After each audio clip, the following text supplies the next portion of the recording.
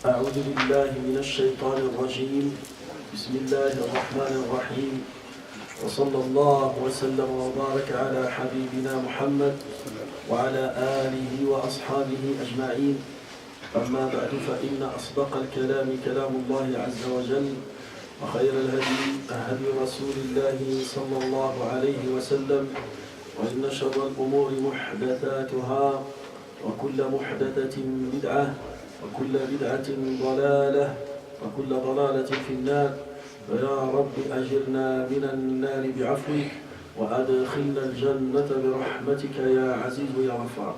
أيها الإخوة الكرام، لازلنا بفضل الله عز وجل نتكلم عن التوبة وقلنا سنتكلم عن توبة الأنبياء.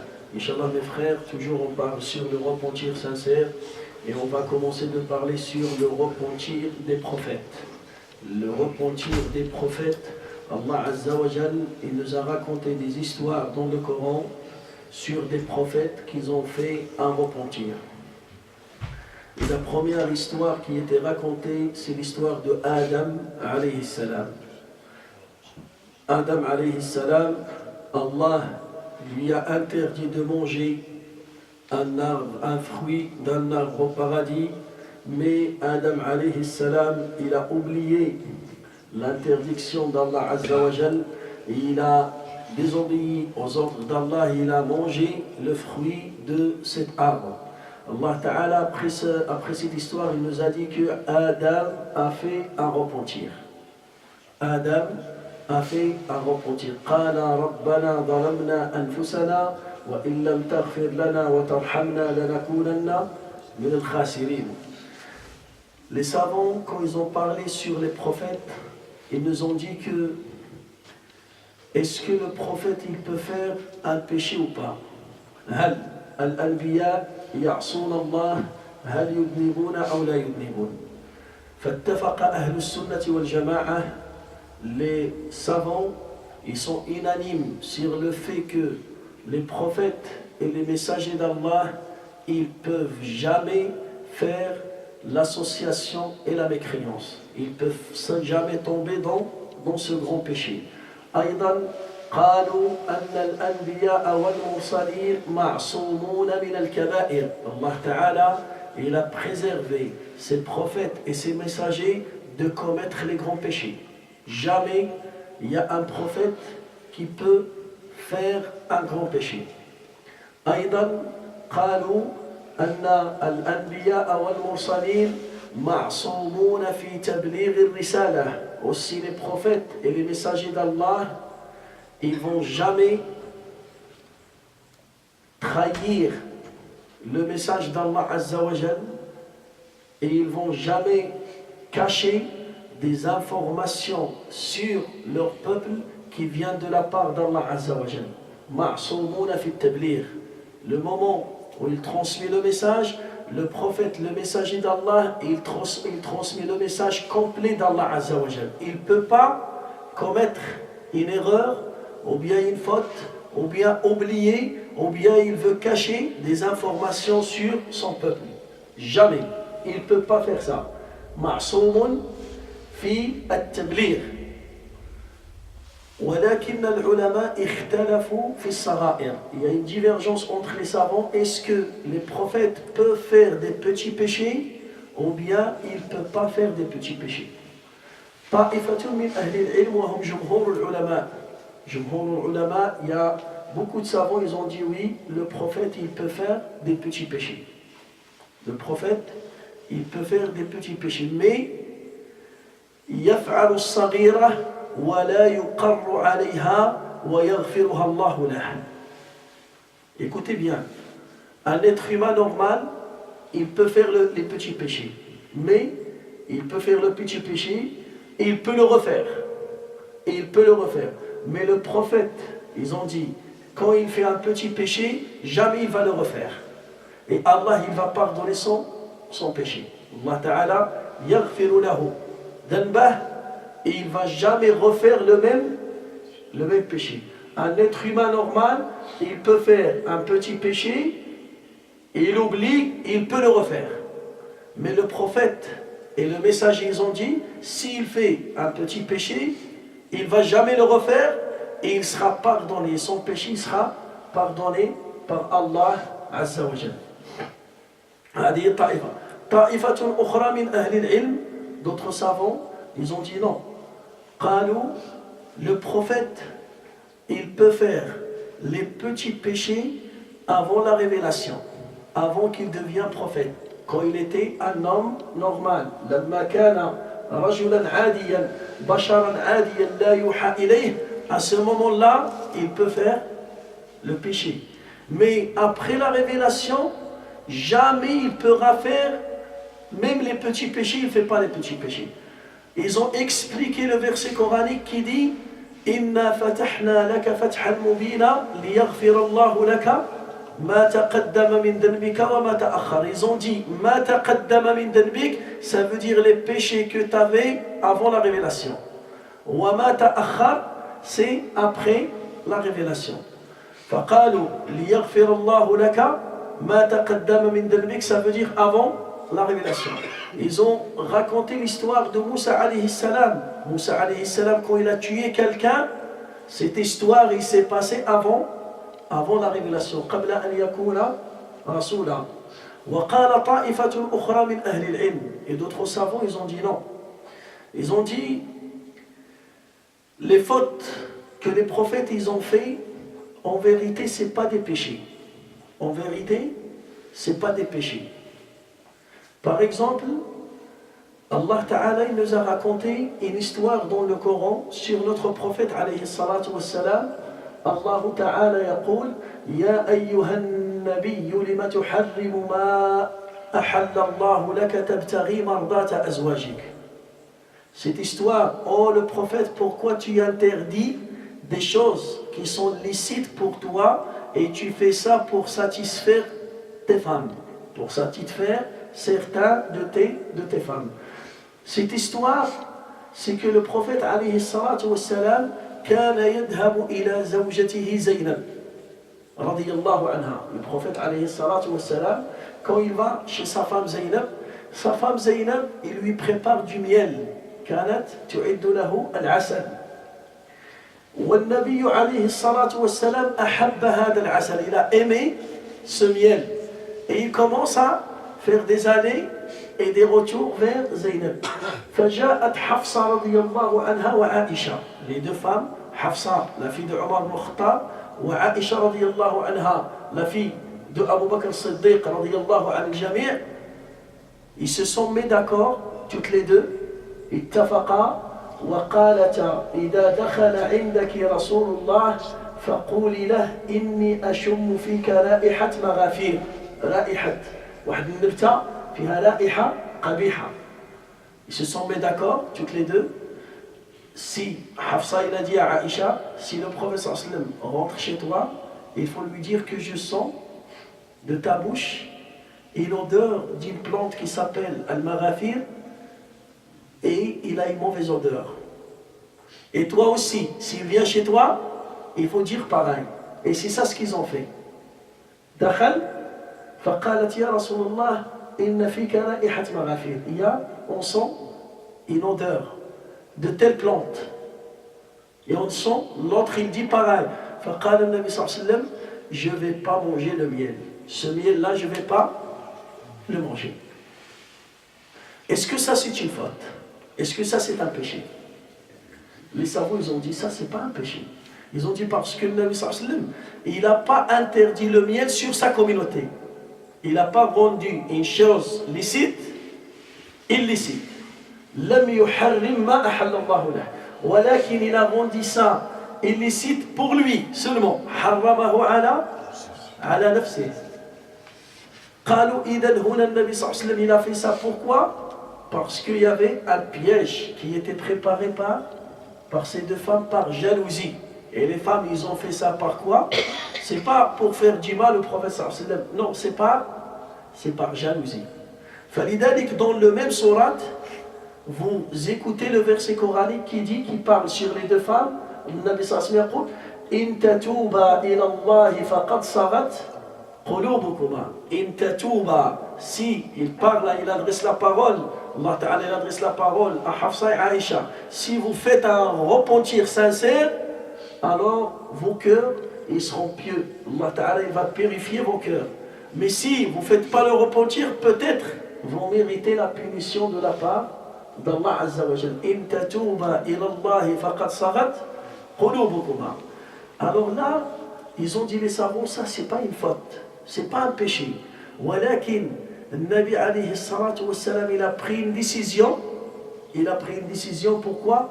Parce que le Nabi alayhi salatu wa salam, Allah Ta'ala yaqul wa innaka la'ala khuluqin azim. Il a un bon comportement, tellement il a un bon comportement, il ne veut même pas faire du mal à certaines de ses femmes par une mauvaise odeur. Ça veut dire qu'il fait attention, très attention. فلذلك لما سئلت عائشة, quand des compagnons ils ont posé la question à Aïcha, قالوا لها يا عائشة بماذا كان يبدأ رسول الله صلى الله عليه وسلم قبل أن يدخل إلى البيت. Ils ont dit, Ya Aïcha, le prophète alayhi salatu wa salam, il faisait quoi avant qu'il rentre chez toi? قالت كان يستعمل السواك. Il fait siwak. Il nettoie sa bouche avec siwak. Il ne fume pas. Il ne mange pas l'ail. Il ne mange pas les autres. Ça veut dire déjà l'odeur qui sort de sa bouche, l'odeur de la sueur du prophète alayhi salatu wa salam, il est mieux que le meilleur parfum qui existe sur ce moment. Et avec tout ça, il met siwak, il rajoute du misk. Pourquoi? Pour ne pas faire du mal à personne. Il ne veut pas. Le Nabi sallallahu alayhi wa sallam kana yura'i as-suhbah, yura'i huquq az-zawjah. Le Nabi sallallahu alayhi wa sallam, il fait attention à sa relation avec ses femmes, à sa relation avec ses amis, avec ses compagnons, à sa relation avec Jibril. Et là, Jibril, quand il vient, il va lui transmettre le Coran. Et le Nabi sallallahu alayhi wa sallam, il va réciter à haute voix devant Jibril. Et Jibril, des fois, il s'assoit en face de lui. Ça veut dire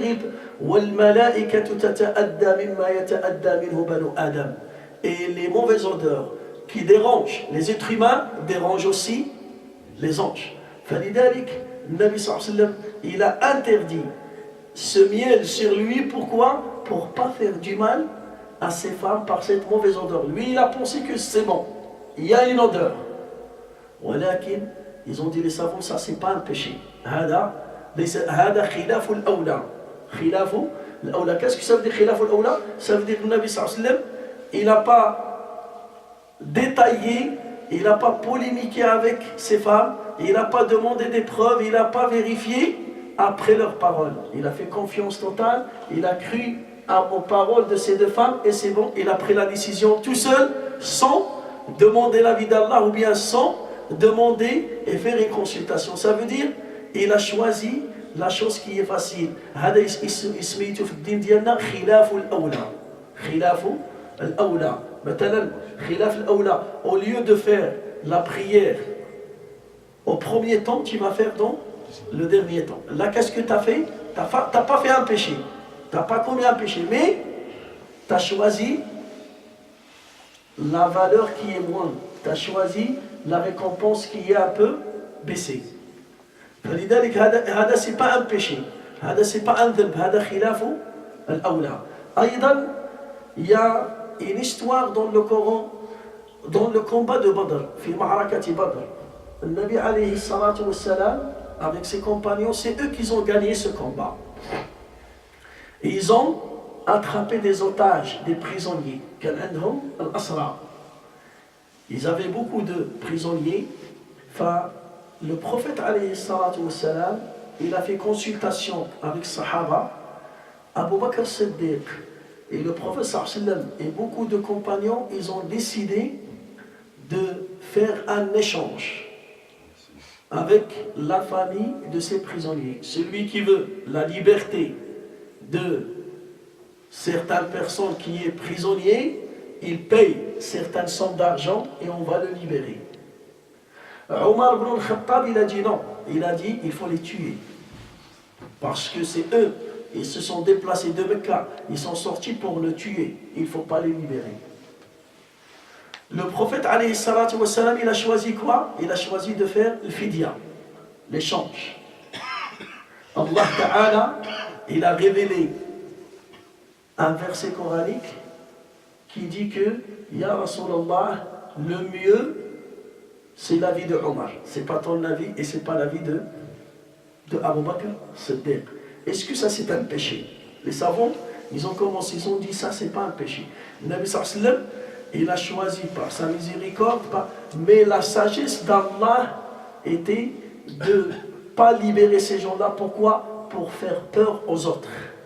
Pour faire peur aux autres. Parce que si tu acceptes le fida, alors chaque personne qui a de l'argent, il va libérer.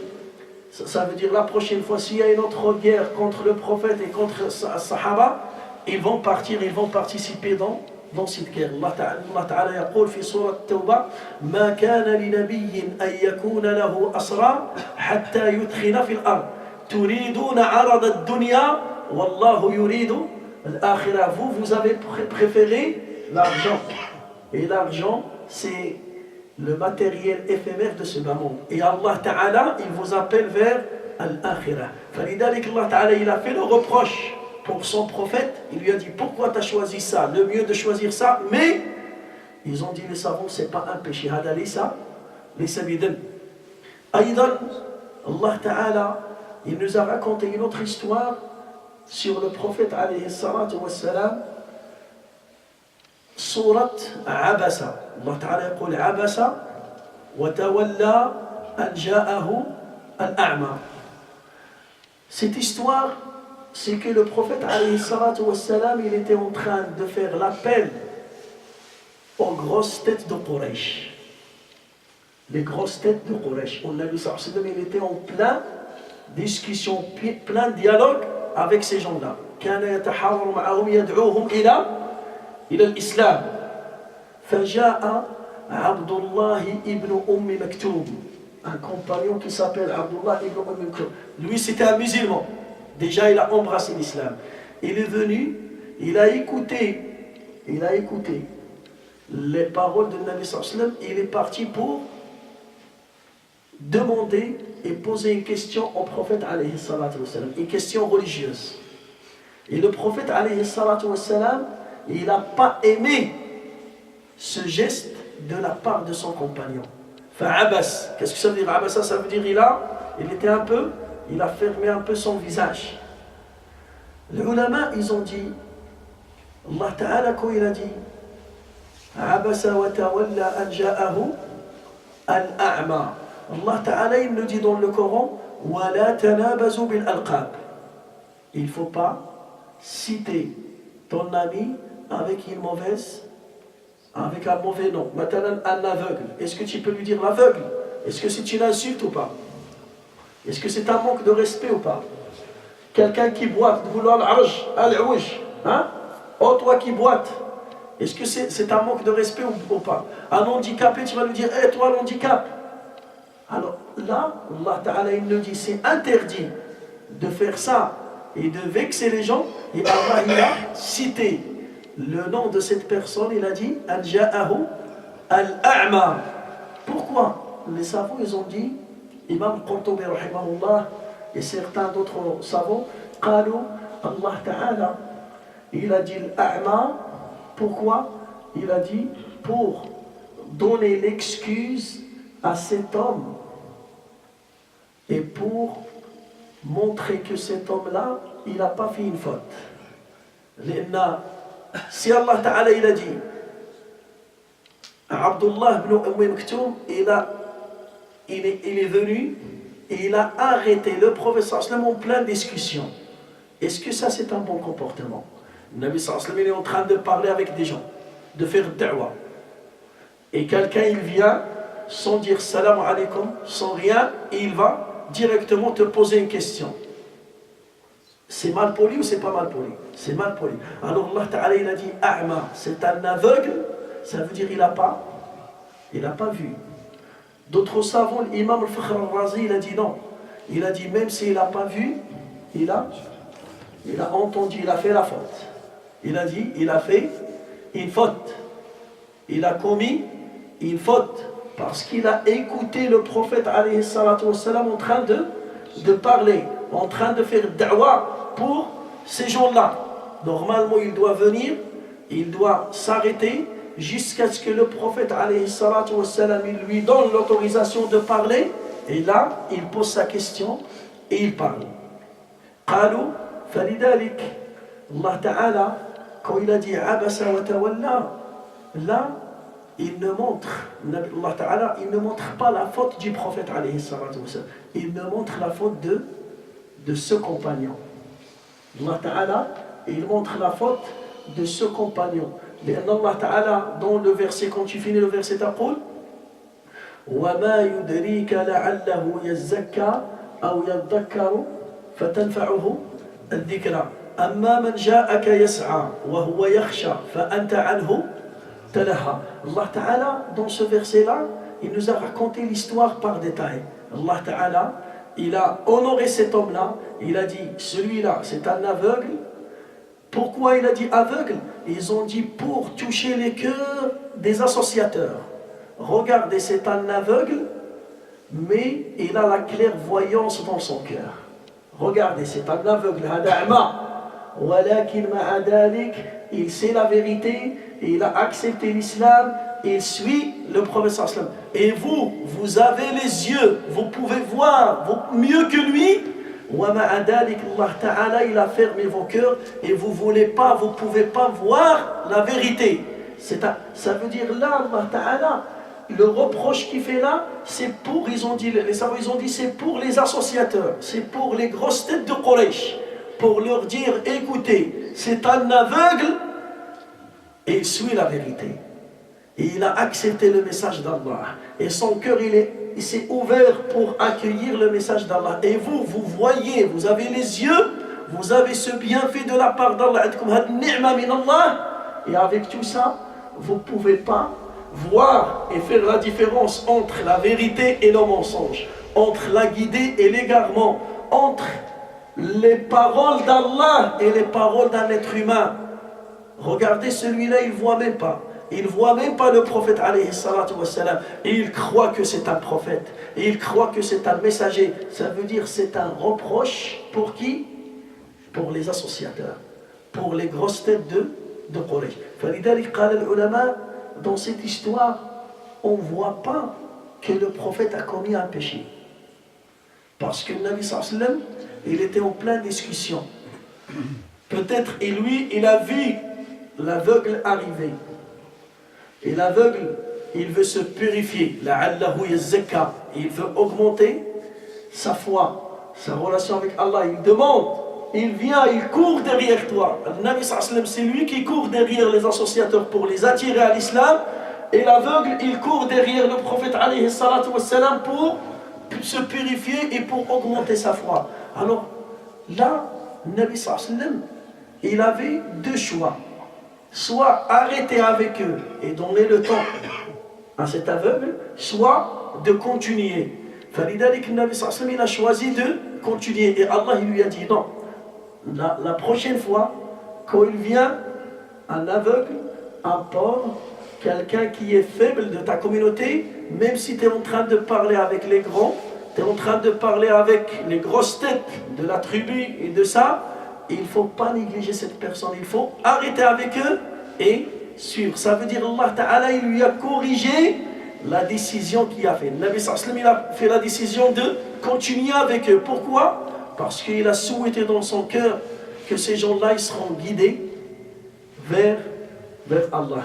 Aïdan Hunalika, le dernier verset, il y a beaucoup d'histoires, mais un autre verset, le Nabi sallallahu alayhi wa sallam, il était triste quand son oncle,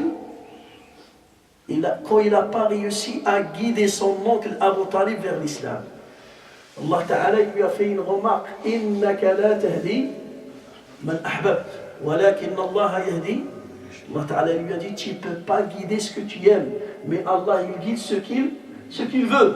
فلذلك النبي صلى الله عليه وسلم, il a senti une tristesse, il a senti qu'il a échoué d'appeler son oncle vers l'islam. Allah Ta'ala lui a dit, innaka la tahdi man ahbab. Là, ils ont dit, les savants, là, c'est pas une faute. Le fait de sentir une tristesse et de sentir une responsabilité, Allah Ta'ala, quand il lui a dit, innaka la tahdi man ahbab, Allah Ta'ala il est en train d'enlever la responsabilité sur son messager, de lui dire toi, tu as fait ton rôle, toi, tu as transmis le message, toi, tu as clarifié la religion, toi, tu as bien présenté la religion, mais c'est pas toi qui contrôle les cœurs, c'est Allah Ta'ala qui contrôle les cœurs. Allah Ta'ala huwa alladhi yatahakkamu fi al-qulub. Allah Ta'ala yahdi man yasha wa yudillu man yasha. Wallahu ala kulli shay'in qadir. Alors ils ont dit tout ça, c'est pas des péchés. On ne peut pas dire que c'est des petits péchés. On peut dire qu'ils ont choisi, le Nabi sallallahu alayhi wa sallam, il a choisi une manière, il a choisi quelque chose, mais Allah, il l'a guidé de choisir celle-là. Si tu as fait ça, ça sera mieux. Tu n'as pas fait la faute. C'est comme par exemple, tu as ton fils, il est à l'école, et il passe l'examen du bac, et il a réussi. Mais au lieu de ramener 15, la moyenne de 15, il a ramené 13. Tu vas lui dire, c'est bien, mais j'ai préféré que tu as eu 15. Alors c'est pour cela ils ont dit, le prophète, quand il reçoit ce reproche de la part d'Allah, il demande pardon à Allah. Il demande pardon, il fait un repentir. C'est pas parce qu'il a fait le péché, non. C'est parce qu'il a choisi la chose qui était moins dans les yeux d'Allah Azza wa Jal. Et on va s'arrêter là. Et demain, Inch'Allah, le vendredi prochain, on va continuer, on va citer d'autres versets qui parlent sur certaines fautes. Par exemple, l'histoire de Daoud alayhi salam, l'histoire de Ayyub alayhi salam. Est-ce que l'histoire de Ibrahim alayhi salam, est-ce que Ibrahim il a menti sur son peuple quand il a cassé la grande statue? Est-ce que ça c'est un mensonge ou c'est pas un mensonge? On va essayer d'expliquer pour bien croire aux prophètes et aux messagers d'Allah. Allahumma allimna ma yanfa'una, anfa'na bima 'allamtana, wa zidna ilman ya rabbal alamin. Subhana rabbika rabbil izzati amma yasifun, wa salamun 'alal mursalin, walhamdulillahi rabbil alamin.